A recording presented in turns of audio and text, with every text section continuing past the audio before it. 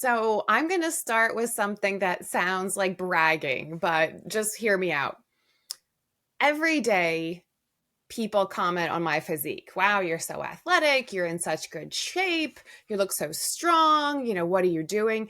Every single day. And while I'm a decent looking chick and I'm friendly, I don't think it should be that surprising that a woman in her 40s could be in such fantastic shape. And so I thought, Practice Your Positive Daily podcast was the perfect place to talk about how I got to my strongest, most flexible, most energetic body now in my 40s. I'm going to talk about the three things that I've done, a little bit about my journey, and then the three things that I've done that made all the difference. Since my early 20s, I've been in pretty decent shape consistently. I've done a lot of different things. I started boxing, amateur fighting when I was 24, and that really was the first time that I got my body in phenomenal shape.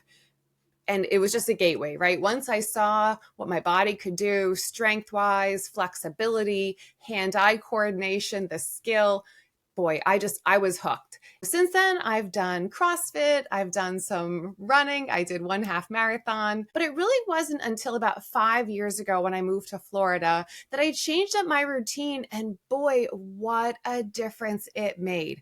I realized that unlike my 20s and 30s, where I could kind of haphazardly get in shape and pick up an activity or not for a couple of months, that I needed a plan as I was going into my 40s to keep my body strong and flexible and to stay independent. The first part of that plan was strength training. Build muscle. Build muscle. It's literally called bodybuilding. Build your body. Build the body you want. After the age of 30, we naturally start losing muscle, but it doesn't really escalate until our 70s. There's no excuse to be in your 40s and 50s and not be able to build muscle. You certainly can. And while I understand everybody has a different body and, different hormones and health conditions, don't put that off just because you're in your 40s or 50s. It's the perfect time to start strength training if you haven't before. So that's what I did. I started with basic lifts. I did compound movements. Bless your heart. But if I see you at the gym and you're just doing, tricep extensions, that's not going to do it, right? You got to focus on the big muscles. So I did splits for push and pull. I did upper lower splits, right? I got a little into T Nation. I'm probably like 30% gym bro if I admit it, 20% gym bro. So I went down but you don't have to go down that far down the rabbit hole. Go on Muscle and Fitness. It's so easy. There's beginner workouts. There's a million of them. Just pick one and get started. But building muscle means that I burn energy even when I'm resting, right? My muscle is more metabolically active.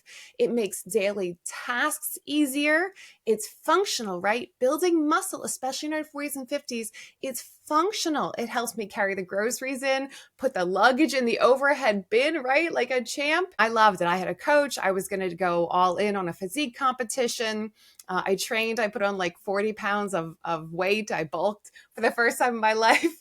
But anyway, and then, I realized maybe that wasn't for me. And I continued just lifting weights, but it was very like right on one single plane. If you're doing an overhead push, you're not really using all your small muscles. It's a limited range of motion.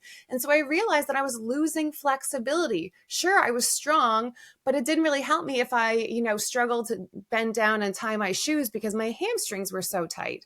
So life moves in multiple planes. And so strength training alone wasn't enough for me. I knew I needed to stay flexible for me now, but like, listen, I don't know if you, but I think about 70, 80 or 90-year-old Sasser, right? I'm thinking down the road. If I don't use it, I lose it. And so I told myself I need to start doing flexibility. And thankfully, I lost my job. I got laid off.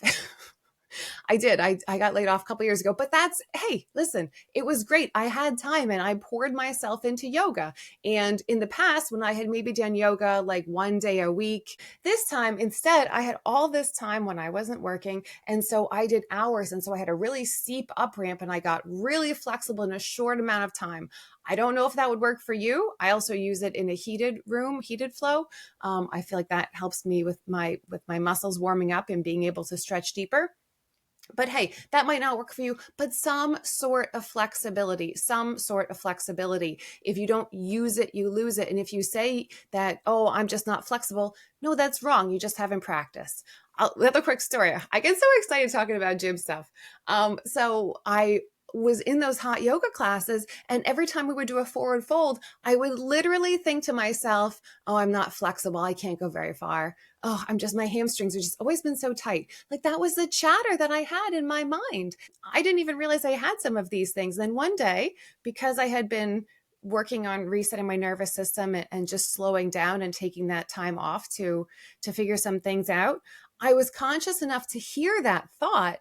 And I was like, well, that can't help, right? It can't help to tell yourself you're not able to touch your hamstrings while you're trying to touch your hamstrings. So I just stopped saying it. And you know what?